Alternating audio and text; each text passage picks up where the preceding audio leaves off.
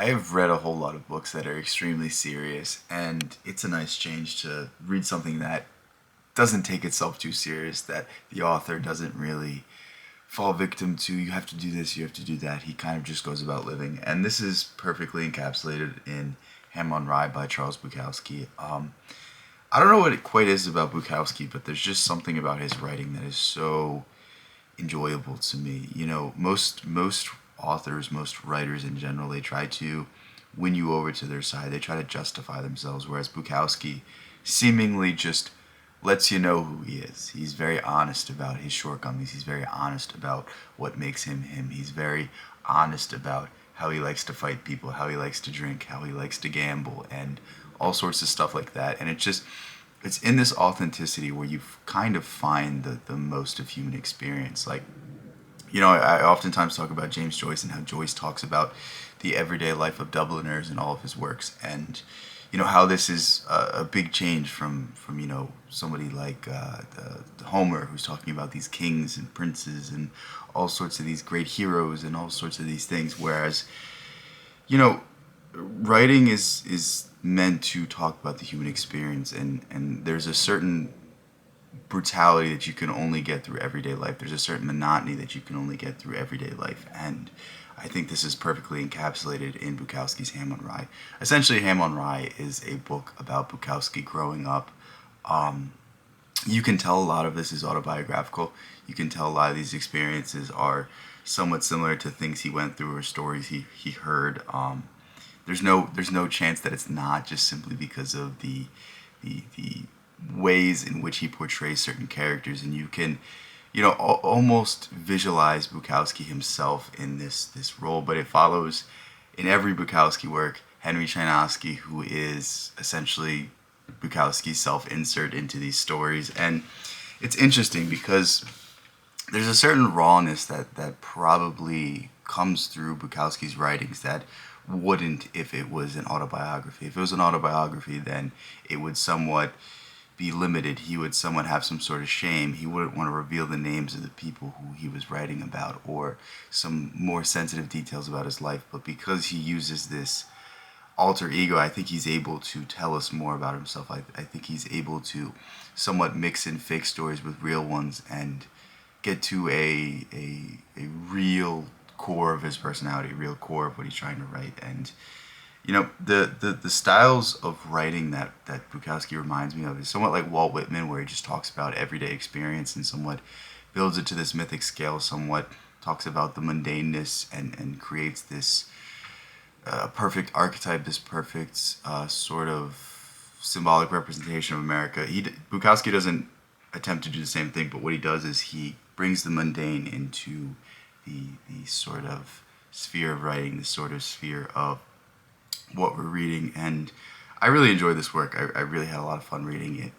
It's not something that's going to make you really question life. It's not something that's going to make you, you know, rethink everything. But it really is an honest perspective. It really is an honest opinion. Bukowski talks about growing up during the Great Depression, the kind of style of parenting his father had, the brutal nature of demanding, you know.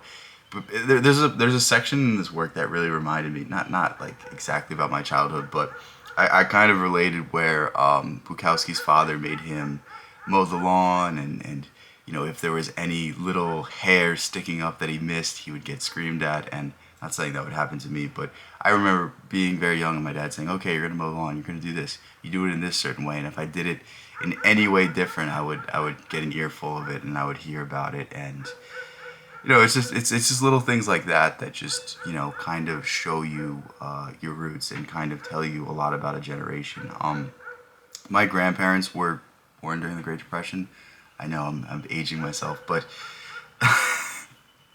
it's kind of interesting to see a perspective that they haven't really showed, because you know, well, both my grandparents that are surviving and that were able to tell me about these things, they kind of gave me a really like, oh, we gritted our teeth, we got through it, it was hard times. But through Bukowski, you kind of see a different perspective. Through Bukowski, you kind of see like almost a rebellious nature that sprung from it. I don't think my both either of my grandparents kind of did that. I don't think they kind of took that outlook, but it's interesting to see like where some of the beatniks come from, where some of the hippies come from, and it's kind of an absolute rejection of this grit down and do things by the book and do what you're told, and it's just it's perfect representation. I think Bukowski, the closest character in fiction to Bukowski is the Big Lebowski, and it really makes sense why whenever I'm reading them I'm thinking of this movie, because it is just an outward rejection of everything and doing things your own way and doing things by your own book, and it's just fun. It's a really fun book. Supposedly this is his best book. I don't know if it's my favorite book by him. I really enjoyed Post Office, but again, they all offer different things, and it's a somewhat similar style where he's writing these short chapters about short events, and he kind of skips around and he kind of follows this long meandering path, this long meandering journey. There's no really set format, no set structure, but he eventually works his way up to be a adult during the early inklings of a draft and his kind of perspective on that. But not too much social commentary, kind of just story. And yeah, with that said, good book. Very much enjoyed it.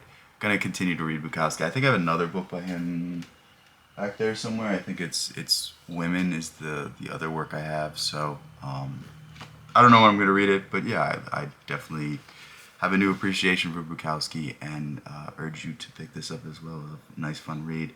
Not sure what I'm gonna read next, but stay tuned on the channel if you enjoyed this video.